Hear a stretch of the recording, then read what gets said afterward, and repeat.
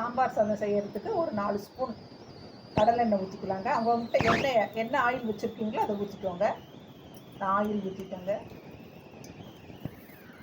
கடுகு போடணுங்க.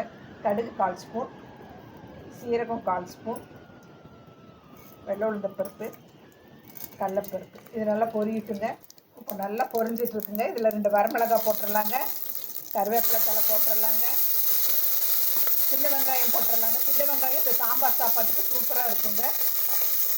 கொஞ்சம் பெரிய வெங்காயம், ஒரு பெரிய வெங்காயம், கொஞ்சம் சின்ன வெங்காயம் 2 போட்டுக்கோங்க. தக்காளி 2 தக்காளி பொடியாக அரைச்சி வச்சு போட்டுக்கோங்க. இது நல்லா வதங்கட்டுங்க. ஒரு 5-6 பூண்டு பல் போட்டுக்கலாங்க. பெருங்காயத்தூள் நல்லா வதக்கி விடலாங்க. அவ்வளோ நல்லா இருக்குங்க இந்த சாம்பார் சாப்பாடு. நல்லா தக்காளி நல்லா வதங்கிடணுங்க. நல்லா கொஞ்சம் வதங்கட்டும். இப்போ தக்காளி வெங்காயம் நல்லா வதங்கிடுச்சுங்க. இப்போ நான் ஒரு முருங்கைக்காய், 2 கத்திரிக்காய், அரை கேரட்டு, ஒரு உருளைக்கிழங்குங்க இதெல்லாம் அறுத்து வச்சுருக்கேங்க.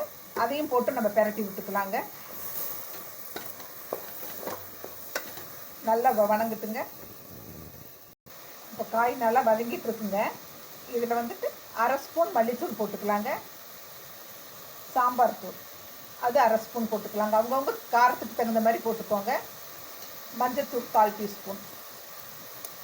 இதையும் நல்லா பெரட்டி விடலாங்க. இது நல்லா வதங்கட்டுங்க கொஞ்சம். இப்போ என்ன பண்ணுறாங்க, நான் 1 டம்ளர் அரிசி எடுத்து ஊற வச்சுருக்கேங்க ஃப்ரெண்ட்ஸ். அதுக்கு அரை டம்ளர் பருப்பு போடணுங்க. இந்த பருப்பை போட்டு நம்ம ஒரு கழுவிக்கலாங்க. கழுவிட்டு நம்ம இப்போ என்ன செய்யலாம்னு பார்க்கலாங்க ஃப்ரெண்ட்ஸ். இப்போ தண்ணி ஊற்றிக்கலாங்க. நம்ம இப்போ 1 டம்ளர் அரிசி, அரை டம்ளர் பருப்பு போட்டிருக்காங்க ஃப்ரெண்ட்ஸ். அதுக்கு 3 டம்ளர் தண்ணி ஊற்றணுங்க. அப்போ தான் சாப்பாடு நல்லா இருக்குங்க.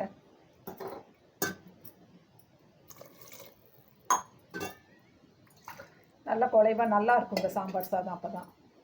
இப்போ நம்ம சால்ட் போட்டுக்கலாங்க தேவையான அளவு. நான் 1 ஸ்பூன் போடுறேங்க. பெரிய ஸ்பூனில் 1 ஸ்பூன். இப்போ நல்லா கொதிக்கிட்டுங்க. கொதிச்ச பிறகு நம்ம அரிசி போடலாங்க. இப்போ நம்ம ஊற்றின தண்ணி நல்லா கொதிக்குதுங்க. இப்போ அரிசி பருப்பையும் போட்டுடலாங்க.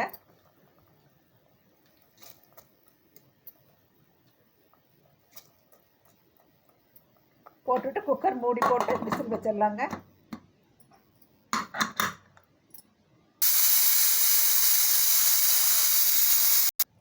இப்போ எப்படி வெந்திருக்குன்னு பார்க்கலாம் ஃப்ரெண்ட்ஸ். சூப்பராக வெந்திருக்குங்க.